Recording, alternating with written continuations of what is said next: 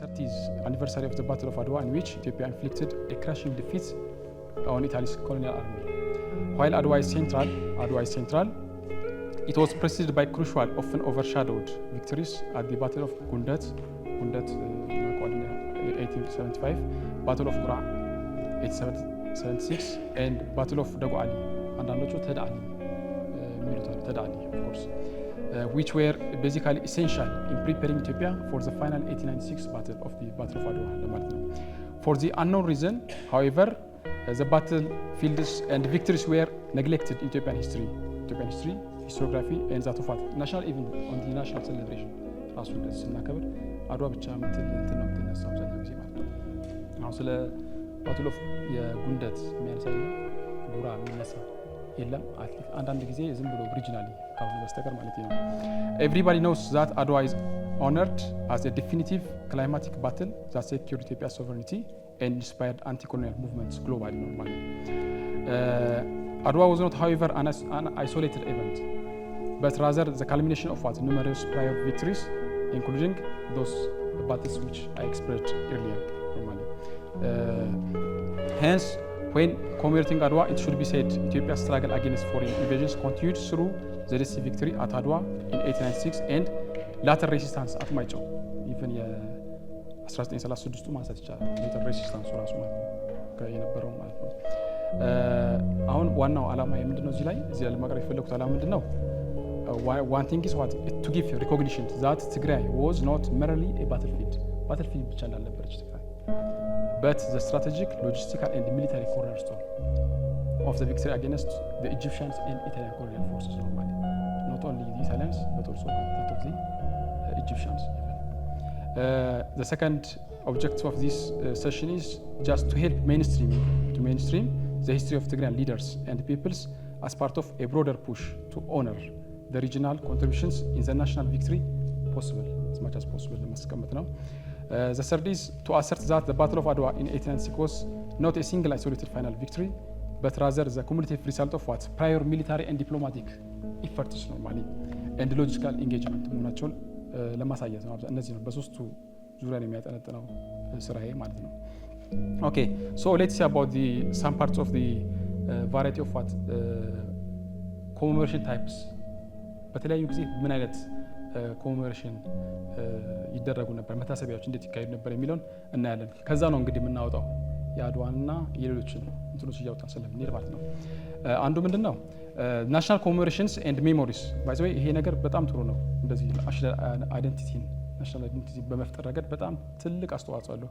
that's why we have to focus on this matter, especially on this annual celebration የሚካሄዱ በዓሎች ካሉ ኖት ሪሊጂየስ ማለት አይደለም፣ ያው ባሎች ካሉ ለናሽናል አይደንቲቲ በጣም ወሳኝ ስለሆኑ በደንብ አትኩሮ ማየት ይጠይቃል ማለት ነው።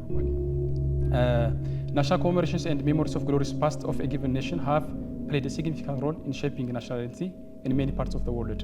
In Africa, where colonialism resulted in the formation of new states, each of those newly born countries tried to build a distinct national identity to prevent disintegration. This was made possible by retaining collective pasts, which is collective past that would epitomize the unity of a given people. Ethiopia, unlike many African countries, is not a creation of Europeans in this case. The country existed over a long time in spite of repeated invasions from external powers. The victory of Adwa, which rescued the country from European colonialism, among many wars the country fought, was fought by almost all peoples of Ethiopia. It is known. This unique victory has been therefore the most celebrated and glorified part of Ethiopian past. በጣም በትልቁ በኢትዮጵያ ሳይድ የሚታሰብ እና የሚከበር በዓል ነው። አብዛኛው ህዝቡ የሚቀበለው ነው። Of course, there are various interpretations upon the victories. Interpretation ችግሮች እንዳሉ ሆነው ማለት ነው። Adwa is annually commemorated as an iconic victory in Ethiopia, but is nevertheless remains the main political and ideological contestations points between various nationalist groups in the country. The battle is celebrated annually on March 2nd, የካቲት 23 የአድዋ ድል ቀን ተብሎ ነው የሚከበረው። with parades normally, performances አሉ, cultural performances, speeches and cultural events አሉ። በዚህ መልክ ያው ሲከበር እናስተውላለን ማለት ነው። አሁን በሚኒሊክ ፔሪድ ጊዜ የነበረው ያከባበር ምን አይነት አከባበር ነበር የሚለውን በሚኒሊክ በራሱ the honor of the battle of Adwa በምናይበት ጊዜ it marked by a triumphant patriotic and religiously ሶልመንት ሆነ። ያው ሃይማኖቱም ነበረ ያው 23 ቀስ ይውል ስለነበረ ታቦቱም እዛ አካባቢ ሄዶ ስለነበረ ሪሊጂየስ ሴንቲመንትም ነበረው በባቱ ላይ በሴሌብሬሽን ላይ ማለት ነው። showcasing military strengths to foreign powers. Colors were dominated by the Ethiopian flag, the white of traditional shama በሻማ በጋርመንት ነው clothings and the dramatic often dark አብዛኛው ጊዜ በእንትና ጊዜ ነበረው የካልቸራል ፐርፎርማንሱ በኢምፔሪያል ሚል ጊዜ ነበረው ጥቁር ሻማ ነው የሚለብሱት አብዛኛው። ያው ምን ያህል አሁን ስናየው ዝም ብሎ ይሄ ብዙ ዋጋ እንዳስከፈለ ለማሳየት አንዳንድ የሀዘንም ጭምር ኦፍ ኮርስ የባትል ኦፍ አድዋ ከ1886 ከተሰራ በኋላ ያ ቪክትሪ ከመጣ በኋላ ለ7 ዓመት ያህል እንደዚህ አይነት ኮሜሞሬሽን አልነበር ኖርማሊ ቢካውዝ በጣም ትልቅ የሆነ ጠባሳ ጥሎ ያለፈው ቪክትሪን ቢያመጣ ራሱ ማለት ነው። ስለዚህ አርምሞ ነበረ ነው የሚባለው። በቃ በጣም በህዝብ ውስጥና በንጉሱም ራሱ አሉ አይነት ቪክትሪ ትልቅ መስዋዕትነት የከፈለ ስለሆነ ስለዚህ አብዛኛው ጊዜ የሚያሳይ ይሄ ጥቁር ሻማ መልበስ የመጣው ከዛ ነው እንደዛ ነገር ነው። በኋላ ላይ የተቀየረ ነገሮች እንትን እያሉ የመጡት ማለት ነው። The celebration emphasizes the leadership of Emperor. The celebration emphasizes the leadership of Emperor Menelik II and Empress Taitu, using images and parades to reinforce national unity and anti-colonial sentiments normally. When we come to the imperial regime, ያው የኃይለ ሥላሴ ፈርስት ፔሪድ በምንመጣበት ጊዜ celebrated with military parades and traditional performance አሉ። ይሄ የማይቀር ነው አብዛኛው ጊዜ። It had strong religious dimensions ነበረው, often paying a homage to Saint George normally, who was considered a protector of Ethiopian troops during the battle. ስለሚታይ Imperial Haile Selassie I often used the occasion to reinforce the need for modernity or modern development, nationality, and to remind the world that Ethiopia was the only African nation to escape European colonizations. የሚል አስተሳሰቡም ስለነበራቸው ማለት ነው። The celebration became even touching አሁን ከ1941 በኋላ ይሄ መልስ ከ1941 በኋላ ደግሞ በትልቁ መከበር ጀመረ በዓሉ ማለት ነው።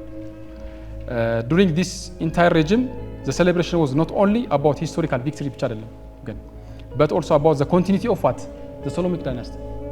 የሶሎሞን ዳይናስቲ አንድ ማስቀጠያ መንገድ ተደርጎ የሚወሰድ ነበረ በጊዜው ኮሜሞሬሽን ሲታሰብ ማለት ነው። በደርግ ጊዜ ሲመጣ የደርጉ ምንድነው ከ1974 እስከ 1991 በአውሮፓውያን አቆጣጠር it was marked by a shift ፎከስ ሆኖ shift ያደረገው እዚህ ላይ ፎከስ shift አድርጓል። often emphasizing the role of the peasantry አሁን እሱ የሚያይበት ፒዛንትሪ አለ ኖርማሊ የሶሻሊስት አይዲዮሎጂ ጋር ተያይዞ ስለመጣ ማለት ነው። and the masses የሚላቸው ይሄ ሰፊ ህዝብ የሚለው rather than the imperial monarchy. sometimes አንዳንድ ጊዜ ደግሞ ኮሜሞሬሽኑ ዳውን ፕሌይ ይደረጋሉ የማይከበረት ጊዜ አለ። ምክንያቱም ይሄ ሜይዴዎች የሶሻሊስት ሴሌብሬሽኖች አሉ። መስከረም 2 የደርግ ወደ ስልጣን የመጣበት እነዚህ አንዳንድ ጊዜ ጎላ ይታዩና የአድዋ ሴሌብሬሽኑ እንትን የሚልበት ጊዜም አለ በጊዜው ማለት ነው። sometimes down played the commemoration of what Adwa in favor of what the socialist aligned holidays እነዚህ while it was not elevated to the same level of propaganda as other revolutionary holidays like May 28 አሁን ለምሳሌ downfall of the ደርግ ተብሎ በሜይ 28 አለ። Adwa victory was observed with for instance speech and at times parades ማለት its focus on national unity meant that the Derg couldn't completely ignore what the immense symbolic value of Adwa, but it did adjust the narrative to fit its socialist ideology በሚመጥን መልኩ እያደረገ ነው የሰራው ማለት ነው።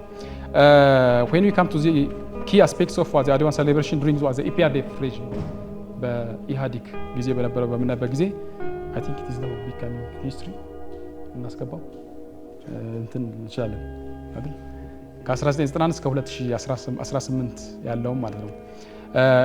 ቶኑ ስናየው እዚህ ላይ from strictly state centric celebration of a single monarchy that is Menelik II አብዛኛው ጊዜ monarchy ባይው Menelik II towards a more decentralized and an inclusion of national narrative ነው focusing on what unity in diversity በሚል unity in diversity and significance of this battle to what the black world especially በፓን አፍሪካኒዝም ሙቭመንት ላይ የሚል ፎከስ ሰጥቶ የሚሰራው።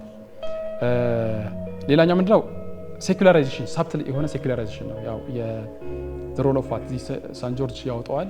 ያው ያው ስቴት ኤንድ ሪሊጅን ተለይቷል በሚልም ስለተቀመጠ ማለት ሲሚላር ቱ ዘ ደርግ ዘ ኢፒአርዲኤፍ ዳውን ፕሌይድ ዘ ሪሊጂየስ ሞናርኪካል ኤንድ ሴንት ጆርጅስ ሰንተርድ አስፔክቱስ ትቶታል በጊዜው ማለት ነው። Over the 27 years of PRDF rule, the focus sometimes shifted. Critics during the latter years of PRDF often felt the celebration were not as what? As colorful. ግን ያን ያህል colorful አልነበረም. Or centrally highlighted as they should be. In contrast to the more overt, አሁን ደግሞ ምንድን ነው? overt ነው በጣም overtly nationalist celebration ነው. Just in post what? 1980 period ያለው ማለት ነው። በዚህ መልክ ነው የምናየው እንትኖቹ። አሁን ምንድን ነው? It has now become what? Immortalized. The commemoration in televised songs such as አሁን ቴዲ አፍሮ ጥቁር ሰው አብዛኛው ጊዜ የሚይዘው ያው ኢምፔሪያል ሚሊክን እንትን ማለት ነው referring to Milik second and artistic depictions of the battle በድራማ በፔይንቲንግስ በተለያዩ ነገሮች አሁን ይቀርባሉ ይሄ ነገሮች ማለት ነው። ይሄን ይመስላል አብዛኛው ይሄ ኮሜሞሬሽን ነው ያው መታሰቢያው ስናየው ማለት ነው። ግን አድዋውን እንዴት ነው አሁን ምንድን ያለ ያሰብኩት እዚህ ላይ why not we compare the victory of Adwa and the battle itself the Adwa with the previous battle ለምን ከዶጓሊ ጋር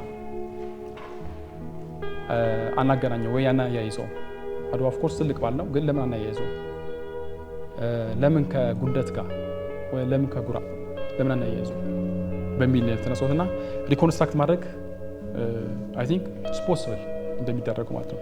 ሪኮንስትራክቲንግ አድዋ via what parallel እንበለው parallel ያው ዶጓሊ የአድዋን ያህል ባይሆን የሚተናነስ ደግሞ አይደለም ኖርማሊ ከዲፕሎማቲክ አንፃር ከዲፕሎማቲክ ሲግኒፊካንስ አንፃር በሚያደርግና ከባትል ፊልድ ራሱ በሚያደርግ የሚተናነስም አይደለም ኖርማሊ ይሄ ሊዘከር ሊታሰብ የሚገባው የውጊያ አውድ ስለሆነ ማለት ነው። ኦኬ ኬስ ስታዲ ምንድነው? ዘ ባትል ኦፍ ዶጓሊ ዛት ዋዝ on January 26 1887 you know I think the event normally on January 26 a battalion of 500 men mostly Italians and Eritrean askaris under Colonel Tomasco sent to reinforce the Italian garrisons at Sahati were attacked while in march by Ras Alula's men at Dogali. Although the 500 Italians fought back bravely against 7,000 Ethiopians, holding out for hours until they exhausted all ammunition. Nearly all were then killed, except for 80 wounded men who were able to escape, noticed by the Ethiopian and be successfully rescued. ዋና ኢቨንቱ እንትኑ ማለት ነው። አሁን ከዚህ ምንድነው የምንወስደው ከባትል ኦፍ ዶጓሊ አንዷን ብቻ ነው ያነሳሁትና first and foremost it was what following the defeat Italy forces were forced to retreat back to the coast ወደ ኋላ ተመልሷል። ኖርማሊ ያው ከጥግ ከጫፍ ከሬድስ አካባቢ እየተነሱ ነው ወደ ሃይላንድ እየገቡ ያው ወደ መሀል ሀገር ለመግባት የሚሞክሩት ስለዚህ እንደገና ተመቶ ነው የወጣው ወደ ኋላ የተመለሰው ማለት ነው። it was the first successful resistance to European colonialism in North East Africa. North East Africa ውስጥ የመጀመሪያው resistance ነው ኖርማሊ። The report of the defeat directly caused the resignation of what? Italian Prime Minister Agostino De Pretis. አሁን ለምሳሌ የአድዋ ቪክቶሪ ሲባል ማነው የምናስበው አብዛኛው ጊዜ ማን ወረደ ነው ከስልጣን የምንለው ክሪስፒ ገቨርንመንት ነው።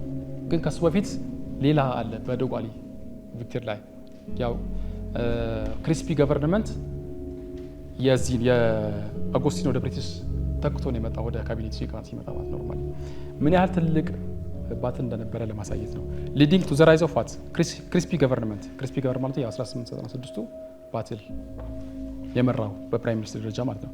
which pursued a more aggressive policy of expansion into Ethiopia and more cautious foreign policy. significant media coverage ነበረው በጊዜው ያው ይሄ ቀስ እያናወጣዋለን ነው ማለት ብዙም ጥናትም ስለሚፈልግ ሚዲያዎች እና ማን ነበረው የሚለው ትንሽ በነካካ ነው እንጂ ያን ያህል አልሄደም። ግን በአውሮፓ አካባቢ በጣም ትልቅ የሆነ ሚዲያ ከቨሬጅ ነበረው የዶጓሊ ባትል መምራቸው። The defeat of 500 Italian soldiers caused immense shock, particularly in Italy, where the incident was described as what? Massacre ተብሎ ያው ሐውልት እንደተሰራላቸው እናውቃለን። ሌላው ደግሞ ጥቅሙ ምንድነው? A significant setback for the civilized mission. ያው white man's burden የሚሉት ለሱ አንድ ሴትባክ ነው የሆነው እንቅፋት that the European powers including members of the Triple Alliance ተወሰድ ያሉትም ማለት ነው። ሰዓት ያያያልኝ ኦኬ እቺኛው አንያት እቺ ሴትባክ የምትለው አንያትና colonialism was the concerted effort of most of European governments who met in Berlin in 1884-1885 ያው እንግዲህ የበርሊን ኮንፈረንስ ከተመሰረተ ከስንት ዓመት ከ1885 ከሁለት ዓመት በኋላ ነው እቺ ባት የተካሄደችው ኖርማሊ to lay down the principles of what their civilizing mission Article 34 and 35 of the General Act of the Conference, the Berlin Conference, endorsed a power that gained a foothold at the African coast, had also the right to exert what? Its power and impose its sovereignty over the interior as far as boundaries of the possession of another European power. ይሄ ይከለከላል። ኖርማሊ ያው ትንሽ አንድ እግሩን ካስገባ እግሩን ከጣለ አንድ ፎሬን ፓወር እግሩን ከጣለ ጀስት ዲፕሊ ገብቶ የሚያዝ ራይት አለው የሚል አለው። ይሄ አርቲክል 34 and 35 ኦፍ በርሊን ኮንፈረንስ ውስጥ ያለው ኖርማሊ ይሄን ከኤድዋርድ ሃርሴል የሚባል በ1920 አካባቢ የጻፈው ጽሑፍ አለ። ከዛ ለማግኘት ይቻላል አርቲክሎቹ ማለት ነው። This means that on the one hand, Italy, which had gained foothold at the Red Sea coast during the conference session, had blessings of the other powers to proceed into the interior. ፈቅደውላታል ማለት ነው። None seemed to have what a second thought about the possibility that the expanding power could face what a stiff and what legitimate resistance. ይሄን ሲያስቡ ግን ከውስጥ የሚደርስባቸውን እጣ አላወቁ ነበር ለማለት ነው። ኖርማሊ the racial factor was what strong by the time. Racial factors normally. Dogali was what? It was an insult to the civilizing power and had a bad omen. Bad omen ሲባል ምን ማለት ነው? Bad omen I think ለነሱ ምንድነው bad omen ሲባል ይሄ ገድ የሚሉት አለ አይደል? የገድ ምልክት ለነሱ አውላውር ገድ ነው ለኔ ገድ የገድ ምልክት ነው የሚሉት ነው ያ ኦመንስ ያ ነገር ዶጋሊ እንደዛ ነው በጊዜው የሚታሰበው በጊዜው ማለት ነው። ስቲቨን ሮቢንሰን ምንድን ያለው እዚህ ላይ ሮቢንሰን ሪማርክ ዛት ዶጋሊ was a far stronger protest than the Italians and what or the British what expected. እነሱ ከጠበቁት በላይ ትልቅ የሆነ እንትን የሚታላቸው ስፔሻሊ የራሽያን ፋክተራቸው ይሄ የአፍሪካን ሰልፍ ኮንፊደንስ ጭምር የሚያዩበት መነጽር ወይ መለኪያ ያዛባ ነው ኖርማሊ what they feared and what they hated to hear. That is what the self-confidence of the Africans made itself noticeable soon as a natural consequence of what Dogali. ሚኒሊክ ሰከንድ ራሳቸው ተናግረውታል። ይሄ ነገር ደግሞታል። እኔ አሁን ቅድም ዶክተር ሙሉራም ሲያነሳ ነበር አጻጻፋቸው ላይ ታሪክ አጻጻፋቸው ላይ ችግር አለበት ነው ማለት እንጂ ራሳቸውም እውቅና ሰጥተው ለሁለተኛው ለ1896 ባትል እንዲዘጋጅ ሲያደርጉ መልእክት ያሳለፉት ሚኒሊክ ምንድን ያሉት ሚኒሊክ ሰከንድ wrote in 1892 normally that the Italians would be what punished in the same way as their brothers at Dogali ብሎ ራሳቸው ምስክርነት የሰጡት ማለት ነው። ይሄ ያው ስቲቨን ሮቢንሰን ላይ the survival of Ethiopia independence of 1976 ሊገኝ የሚችል ጥቅስ ነው ማለት ነው። ሌላው ምንድነው ሌላ አስፔክቱ ስናየው ዶጋሊ was a major defeat for European powers showing that Italy was not what military equal. አሁን በጊዜው ትሪፕል አሊያንስ ትሪፕል ኢንቴንት የሚባል የተፈጠሩ ቡድኖች ነበሩ አሊያንሶች። ስለዚህ አሁን ጣሊያን በጊዜው ከማን ጋር የነበረችው ትሪፕል ኢንቴንት ውስጥ አይደለም የነበረችው ትሪፕል አሊያንስ ውስጥ የነበረችው ከነ ኦስትሮ ሃንጋሪና ከነ ጀርመንስ ከሁለቱ ጋር የነበረ ነው ማለት በ1882 አካባቢ ነበር የነበረችው አጌንስት ዋት ያው ባላንስ ኦፍ ፓወር ለማድረግ ማለት ነው። ስለዚህ እዛ ትሪፕል አሊያንስ ውስጥ ስትገባ ያን ያህል ኢኳል አልሆነችም ከነሱ ጋር እና እምነት አጡ ስፔሻሊ ዲ አውስትሮ ሃንጋሪያን ኤንድ ዛት ኦፍ ዋት ጀርመንስ ኖርማሊ ከዛ በኋላ የተከተለ ብዙ ነገሮች አሉ የመጡት ማለት ነው። it cracked the Italy's alliance by exposing its military weaknesses and forcing a pivot towards dependency on Great Britain. Great Britain ላይ ነው እንድትጣበቅ ያደረጋት በኋላ ላይ ስመጣ ማለት ነው። አሁን ለምሳሌ በኋላ የጣሊያን እንትን ስትይዝ እኮ የሬድ ሲ አካባቢ ኮስቱን ስትይዝ ወደ ኋላ ወደ ውስጥ ስትገባ የብሪቲሾች ናቫል ፎርስ የተጠቀመችው ኢቭን ዲፕሎማቲክ ቱልስ ማለት ነው የተጠቀመችው ነው ማለት ቢካዝ የዛኔ ያው ጣሊያን እንደምናውቃት አዲስ ሀገር ነች ኦፍ ኮርስ በመስራት ላይ ነበረች ማገር ስለነበረች ማለት ነው። in other words following its loss at Dogali Italy could not sustain its East African expansion alone. Instead of acting as a confident partner Italy relied on what British diplomatic and what naval assistance to secure its position in Eritrea. Normally its impact was huge international policy of the Central European powers of the time normally. ይሄ አንድ አለ ማለት ነው።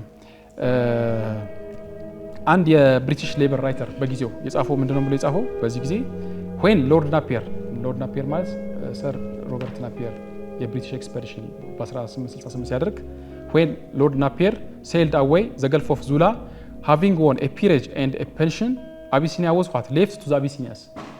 Abyssinia was left to the Abyssinians within 20 years.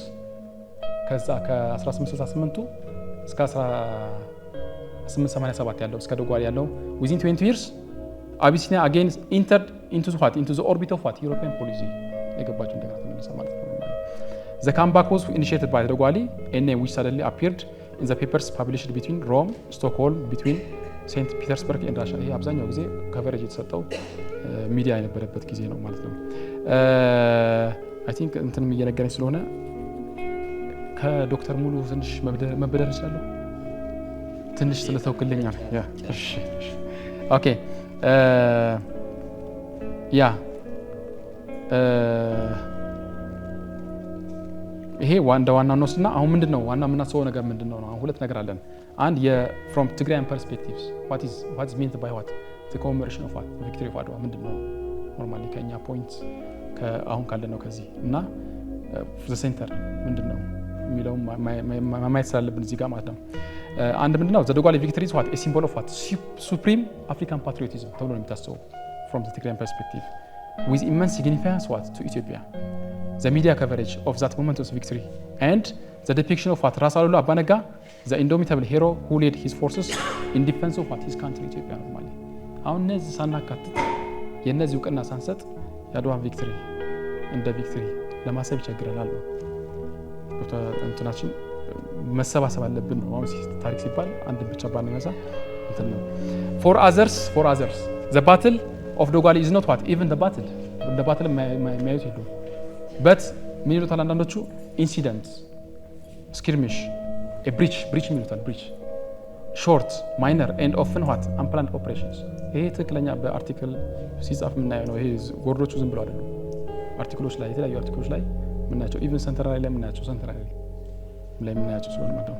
ወይ ደግሞ በአማርኛ ለምሳሌ በምናይበት ጊዜ ቀላል ዘመቻ ቀላል ግጭት በአጋጣሚ የተከሰተ ካይንድ ነው እንትኑ የዶጓሊን እንትኑ ኢንሲደንት ስናየው ማለት ነው። ስለዚህ በዚህ ልክ ነው እንትን የሚለው።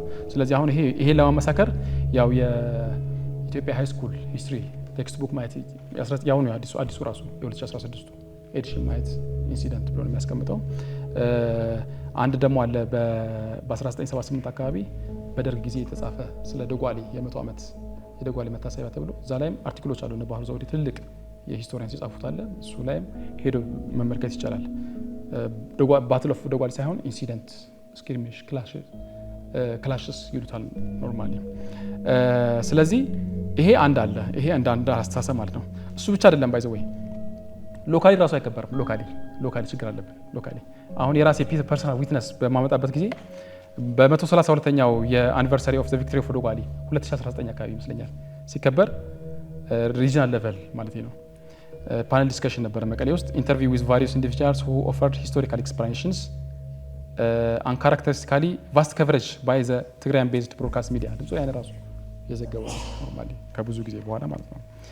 The interviews on DW particularly highlighted the role of what Tegaru played to the exclusion of what other Ethiopians normally. The surprising development was that the sudden remembrance of the victory of the Battle of Dogali after nearly 3 decades of what outright silence. አሁን ከ30 ዓመት ዝምታ በኋላ ነው የዛን የተነሳው መጨረሻ 2019 ማለት 2012 አካባቢ ነው የሚሆነው 11 አካባቢ ነው የሚሆነው outright silence and abandonment however appears ችግር የለበትም ፖዚቲቭ ቢሆን እንደዚህ ቢነሳ ጥሩ ነው ማለት ነው። In conclusion the neglect the discouragement at rejoicing praising and celebrating these heroic deeds are not only national but they are also what they are localም ችግር አለ እንትናችን ላይ ማለት ነው። ይሄም ብቻ አንስቼ እዚህ ውስጥም የተለያዩ ብዙ እንትኖች አሉ ብዙ የሮሎች አሉ። ቪክቶሪ በራሱ በ1896 ላይ የትግራያንስ እንደምን እንደ ፍሮንት ላይን ዲፌንደርስ ሆነው የገቡበት ኢኒሺያል ኢንጌጅመንት ከአልቦርቲኖ ሰርጀር ጋር ማርያም ማውንቴን አካባቢ የነበረው 15000 የኢትዮጵያ የትግራይ ፎርስ ገብቶ ትልቅ ስራ የሰራበት in terms of crucial military strategy like Tigrayan fighters were what essential to the maneuver of what envelopment ይባላል። ፒንሰር ወይ አንዳንዴ አፈና ነው የሚሉት በትግርኛ አፈና ሚል ቴክኒክ መጠቀም ራሱ ነው። ራስ መንገሻ ዮሐንስና ራስ አሉላ አባ ነጋ የራሳቸው የሎካል ኖሌጅ ተጠቅመው ቦታውን ደግሞ ልክ እንደ እጅ መዳፋቸው የማወቅ ይሄ ሁሉ ትልቅ በተለይ ስፔሻሊ ይሄ መጀመሪያው ኢንቮልቭመንት ላይ ኢንጌጅመንት ላይ ትልቅ ስራ ይሰሩ ሰዎች ናቸው እነዚህ ሰዎች። ሌላው እንደምናውቀው ያው ሎጂስቲካል ሳፖርቱ የታወቀ ነው። ኖርማሊ በዚህ ኬዝ ሚሊታሪ ኮማንዶ ነበረ። ስፔሻሊ ራስ አሉላ ሚሊታሪ አድቫይዘር ቱ ኢምፔሪያል ሚኒሊክ ሰከንድ who used his knowledge of the terrain to outmaneuver the Italians normally. ራስ መንገሻ ዮሐንስ ኮማንደድ ሴንትራል ትግራይ ባታሊየን። ራስ ስብሃት አረጋዊ ያው የኢስተርን ትግራይ አካባቢ አጋመ የሚባሉት እሳቸውም ደግሞ የራሳቸው played a prominent role in the fighting ማለት አሁን ምንድነው in a nutshell the Tigrayan contribution was foundational to the success of what the 1896 campaign which is not to be what closed over or omitted from the national troops ነው የሚለው ኖርማሊ። ስለዚህ ጨርሻለሁ።